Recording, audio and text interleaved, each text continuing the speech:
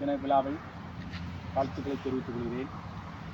இந்த குடியரசு தின விழாவிற்கு வருகை இருந்துள்ள முதல்வர் அவர்களுக்கும், நிர்வாகிகளுக்கும், ஆசிரியர் பெருமக்களுக்கும், மாணவ மாணவிகளுக்கும் என் உளமாற நன்றியும் வாழ்த்துக்களை தெரிவித்துக் கொள்கிறேன்.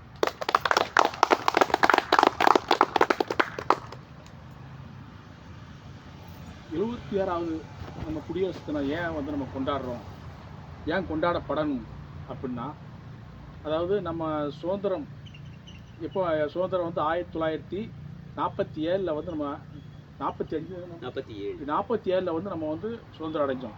அடைஞ்சப்பறம் அதுக்கு முன்னாடி என்ன பண்ணுறாங்க, நம்ம எப்படி குடியரசு நம்ம ஒரு குடியேறது சுதந்திரம் வாங்கிட்டோம். அதாவது அது 45லேயே வாங்கிட்டோம்.